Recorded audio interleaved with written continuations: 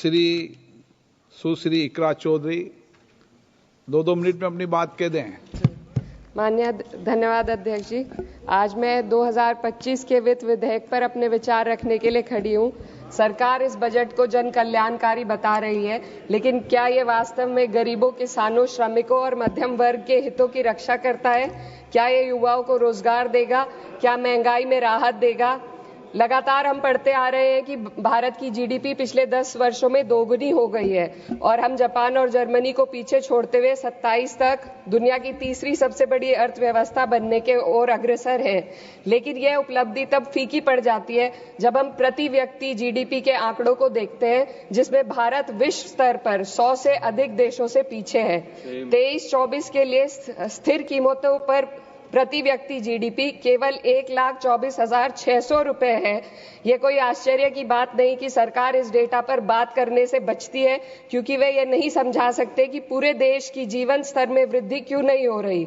वे ये नहीं बता सकते कि देश में इतनी गहरी आय असमानता क्यों बनी हुई है और आम नागरिकों को आवश्यक सेवाओं तक पहुंचने में इतनी कठिनाइयां क्यों होती हैं।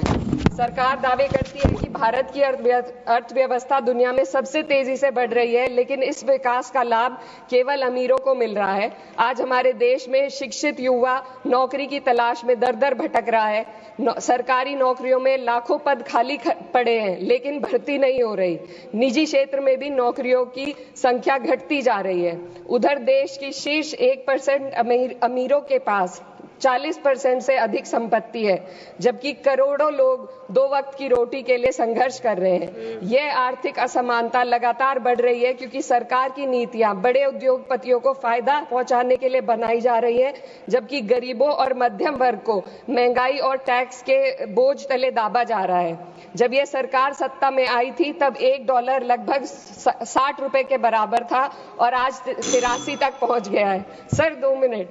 रुपए की इस गिरावट का सीधा असर आम जनता पर पड़ता है।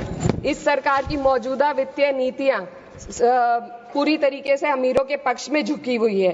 भारत एक समाजवादी देश है जहां सरकार का कर्तव्य है कि शिक्षा, स्वास्थ्य, यातायात जैसी बुनियादी सुविधाओं का लाभ अपने नागरिकों को पहुंचाए और उन्हें समान अवसर और सुरक्षा दे। भारत के सरकारी स्कूलों और अस्पताल की हालात लगातार बद से बदतर होते जा रहे हैं। सर बस किसानों पर अपनी बात रखना चाहती हूँ। हमारा देश तब तक सशक्त नहीं हो सकता जब तक हमारे किसानों को उनका हक नहीं मिलता। 2023-24 में भारत की 46% श्रमिक आबादी कृषि क्षेत्र में कार्यरत थी, फिर भी इस क्षेत्र को नजरअंदाज किया जा रहा है।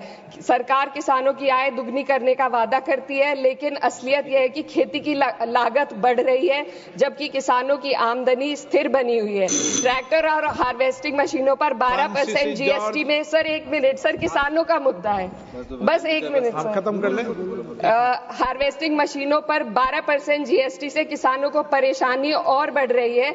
यदि सरकार इस बोझ को कम कर दे तो खेती में फायदा होगा। साथ ही साथ किसान प्रधानमंत्री किसान सम्मान निधि के तहत जो मिलने वाली राशि है उसको बढ़ाकर 6,000 से 12,000 कर दे तो किसानों की आय में फायदा होगा।